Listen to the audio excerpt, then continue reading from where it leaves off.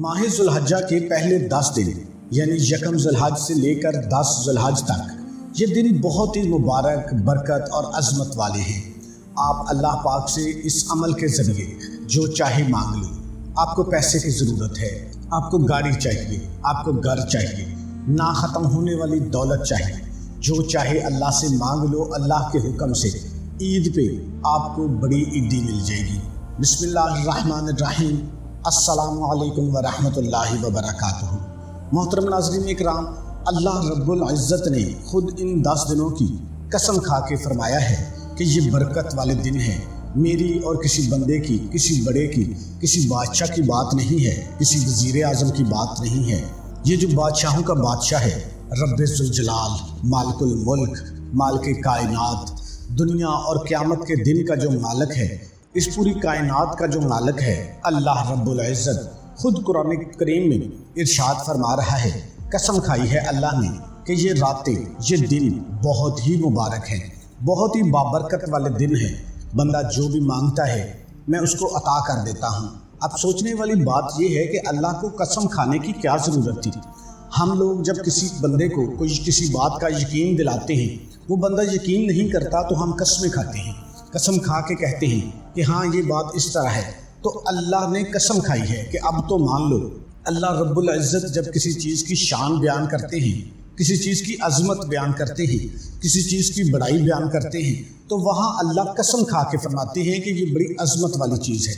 तो यहाँ भी अल्लाह ने कसम खा के फरमाया है कि इस ज़ुल्हज्जा की ये जो रातें हैं, ये जो दिन हैं, बड़े मुबारक हैं। बाज़ उलमा इसमें ये कहते हैं कि ये दिन बड़े बाबरकत हैं, और कुछ कहते हैं कि रातें बरकत वाली हैं, और कुछ उलमा कहते हैं कि रमज़ानुल मुबारक की रातें बरकत वाली हैं और दिनों में ज़ुल्हज्जा के दिन बरकत वाले हैं। ये उलमाए किराम की अपनी अपनी राय है, लेकिन दोनों चीज़ें बरकत वाली हैं, दिन भी और रात भी। अब एक अमल आपने ऐसे कर लेना है तो आपकी जो भी हाजात हैं, जो भी मुश्किलात हैं, साल बाद ही ये दिन आते हैं, तो आपको ये मौका मिल गया है।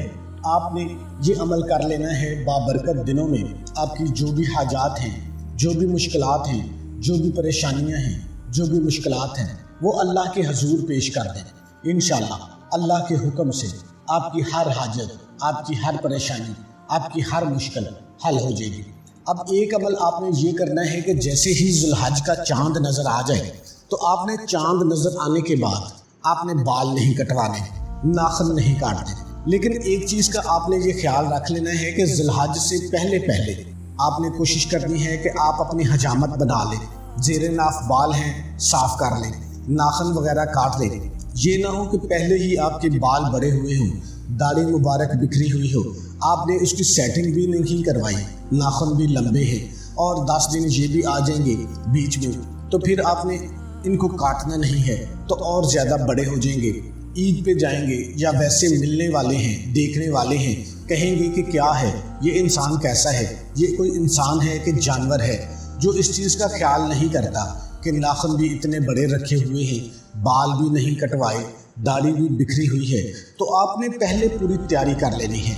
ये साल बाद दिन आते हैं, कुर्बानी के बाद आपने अपने बाल कटवाने हैं। ईद वाले दिन कटवा लें या बाद में कटवा लें, दूसरे दिन कटवा लें, आपकी मर्ज़ी है। कुछ लोग ये कहते हैं कि हमने तो कुर्बानी नहीं करनी, हमारी कुर्बानी नहीं है, इसलिए ये हुक्म हमारे लिए नहीं है, ये हुक्म सिर्फ कुर्बानी वालों के लिए है। तो मोहतरम नाज़रीन, एक बात का ख्याल रखें, इस हुक्म का ताल्लुक सब के लिए है। ये हमने मुशाबहत इख्तियार करनी है हुज्जाज इकराम के साथ। जैसे हुज्जाज इकराम जो है वो हज करेंगे, ये हुक्म है कि वो अपने बाल भी नहीं काटेंगे, किसी कीड़े मकोड़े को, किसी चीज़ को नहीं मारेंगे, किसी इंसान को तकलीफ़ नहीं देंगे, इतना ख्याल करेंगे। ये रहमत वाला महीना है, आप किसी को अजियत भी नहीं देंगे। यहाँ तक नहीं कि सिर्फ जानवरों को, बल्कि इंसानों के साथ, रिश्तेदारों के साथ, अपनी औलाद के साथ, घर वालों के साथ भी मोहब्बत से पेश आएंगे। इस चीज़ का बहुत ख्याल रखना है। जब अमल करना है तो हर चीज़ का ख्याल करें।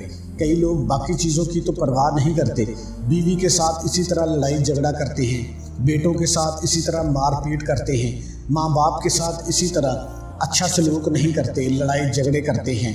तो इन 10 दिनों के अंदर आपने इन चीज़ों का बहुत ज़्यादा ख्याल रखना है। اس کے ساتھ کیا ہوگا کہ آپ کی مشابہت حجاج اکرام کے ساتھ ہو جائے گی۔ اللہ پاک آپ کو حج کا، مقبول حج کا پورا ثواب دیں گے۔ صرف آپ کی کامل نیت ہونی چاہیے۔ یہ 10 دن ہے، ان کو ضائع مت کیجیے گا۔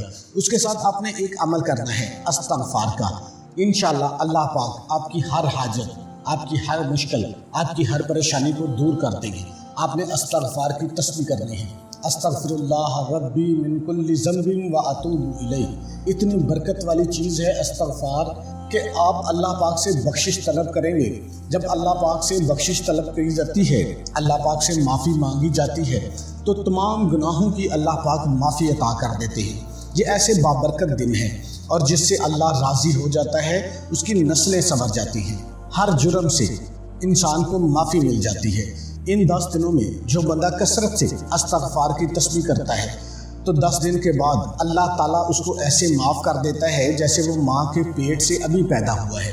پھر اس کا کوئی گناہ نہیں رہتا، وہ نیکیوں میں بدل دیا جاتا ہے۔ پھر اس کی دعائیں قبول ہونا شروع ہو جاتی ہیں، پھر اس کی حاجات پوری ہونا شروع ہو جاتی ہے، وہ مستجاب الدعوات بن جاتا ہے۔ پھر آپ کو دولت چاہیے، آپ کو گاڑی چاہیے، اپنا گھر چاہیے، جو بھی مشکلات ہیں، جو بھی پریشانیاں ہیں، آپ 10 ذی الحج کو اللہ پاک سے گڑ گڑا کر دعائیں مانگیں گے، اللہ پاک آپ کو عطا کرنا شروع کر دے گا۔ استغفار بھی آپ نے ہر نماز کے بعد ایک تسبیح کرنی ہے۔ اس کا طریقہ کار آپ ذرا اچھے طریقے سے سمجھ لیں۔ نماز پڑھ کے آپ کوشش کریں کہ وہیں پہ بیٹھ جائیں۔ ہر نماز کے بعد آپ نے ایک مرتبہ بسم اللہ الرحمن الرحیم پڑھنا ہے اور ایک مرتبہ ہی درود پاک پڑھ لینا ہے۔ درود پاک چاہے آپ درود ابراہیمی پڑھ لیں یا چھوٹے سے چھوٹا درود صلی اللہ علیہ وآلہ وسلم پڑھ لیں۔ اس کے بعد آپ نے استغفر اللہ کی ایک تسبیح صرف 100 مرتبہ، استغفر اللہ ربی من کل ذنب و اتوب الیہ، اور استغفار پڑھنے کے بعد آپ نے دوبارہ پھر درود شریف پڑھ لینا ہے۔ درود شریف پڑھنے کے بعد آپ اللہ سے اپنی حاجت کو مانگ سکتے ہیں، جو بھی مشکل ہے، جو بھی پریشانی ہے، وہ مانگ سکتے ہیں۔ اللہ کے حکم سے آپ کو عطا ہونا شروع ہو جائے گا۔ اب کچھ لوگ یہ کہتے ہیں کہ نماز کے بعد ہم نے ڈیوٹی پہ جانا ہوتا ہے، دفتر میں، آفس میں کام کرتے ہیں، اگر ہم وہیں بیٹھے رہیں گے تو لوگ سمجھیں گے کہ ہم ٹائم ضائع کر رہے ہیں۔ تو آپ نے اس عمل کو ایسے بھی کر سکتے ہیں کہ آپ چلتے پھرتے اس عمل کو کر لیں۔ نماز پڑھنے کے بعد وہیں بیٹھ کے ایک مرتبہ بسم اللہ پڑھ لیں اور ایک مرتبہ درود شریف پڑھ لیں اور استغفار کی تسبیح شروع کر دیں اور چلتا پھرنا شروع کر دیں۔ آپ اپنے دفتر میں چلے جائیں، آپ استغفار پڑھتے رہیں اور ساتھ ساتھ اس کو دل میں چاہے کاؤنٹ کر لیں، آپ ہاتھ کی انگلیوں پر کاؤنٹ کر لیں۔ یا دوسرا طریقہ یہ ہے کہ آپ ایک دن ایک تسبیح پہ کاؤنٹ کر کے دیکھ لیں آپ کو کتنا ٹائم لگتا ہے۔ آپ کو 5 منٹ لگتے ہیں، آپ کو 8 منٹ لگتے ہیں، آپ کو 10 منٹ لگتے ہیں، تو اگلی دفعہ آپ نے تسبیح پہ کاؤنٹ کرنے کی ضرورت نہیں ہے۔ صرف گھڑی کا ٹائم دیکھ کے آپ نے اس ٹائم کے مطابق ہی عمل کر لینا ہے۔ آپ کو 5 منٹ لگے ہیں تو آپ 5 منٹ استغفار کی تسبیح کر لیں۔ آپ کو 8 منٹ لگے ہیں، آپ 8 منٹ استغفار کی تسبیح کر لیں۔ جتنا آپ کو ٹائم لگتا ہے اتنے ٹائم آپ کر لیں، تو انشاءاللہ اس عمل کو کرنے سے میرا رب راضی ہو جائے گا۔ اور جس بندے سے رب راضی ہو جاتا ہے اسے مانگنا نہیں پڑتا، اسے مل جاتا ہے۔ جن لوگوں کی دعائیں قبول نہیں ہوتی، جن لوگوں کی حاجات پوری نہیں ہوتی، جن لوگوں کے گھروں میں بے سکونی ہے، بے برکتی ہے، لاکھ کوششوں کے باوجود بھی کامیاب نہیں ہو رہے، تو وہ اس عمل کو کسی صورت مت چھوڑیں۔ انشاءاللہ اللہ کے حکم سے یہ 10 دن کے اندر ہی آپ کی بڑی سے بڑی حاجت، بڑی سے بڑی مشکل پوری ہو جائے گی۔ بے گھروں کو گھر مل جائے گا، بے اولادوں کو اولاد مل جائے گی۔ کامل یقین کے ساتھ اس عمل کو کر لینا ہے۔ اللہ پاک سے گڑ گڑا کر عمل کے بعد دعا لازمی مانگ لینی ہے۔ نماز کا اہتمام لازمی کرنا ہے۔ اگر آپ نماز نہیں پڑھیں گے اور صرف وظیفے کرتے رہیں گے تو آپ کو اس کا کوئی فائدہ نہیں ہے۔ تمام دوستوں سے گزارش ہے کہ اللہ کے 99 ناموں میں سے ایک نام کمنٹ میں لازمی ٹائپ کریں۔